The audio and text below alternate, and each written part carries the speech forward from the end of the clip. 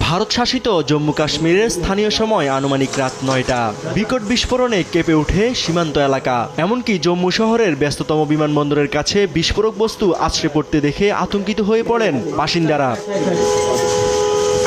ভারতীয় বাহিনীর দাবি, পাকিস্তান থেকে জম্মু কাশ্মীর জুড়ে ক্ষেপণাস্ত্র ও ড্রোন হামলা শুরু করেছে পাক বাহিনী, বেশিরভাগই সামরিক স্থাপনা লক্ষ্য করে।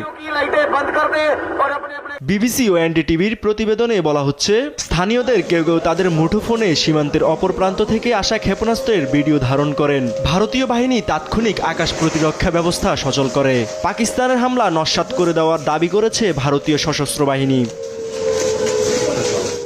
জম্মু কাশ্মীরের কিছু এলাকায় মোবাইল ফোন সেবা ব্যাহতের খবর পাওয়া গেছে। বিভিন্ন স্থানে ব্ল্যাকআউট বলে জানা গেছে, বিশেষ করে সীমান্তবর্তী এলাকাগুলোয়।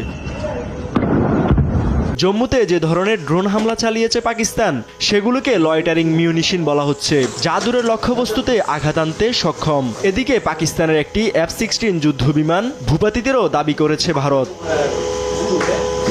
ভারতের হামলাকে ভিত্তিহীন ও সিনেমা বর্ণনা করে বিবৃতি দিয়েছে পাকিস্তান। F-16 যুদ্ধ বিমান ভূপাতিতের ঘটনাকেও বানোয়াট বলে উড়িয়ে দিয়েছে দেশটির তথ্যমন্ত্রী আতাউল্লাহ তারার।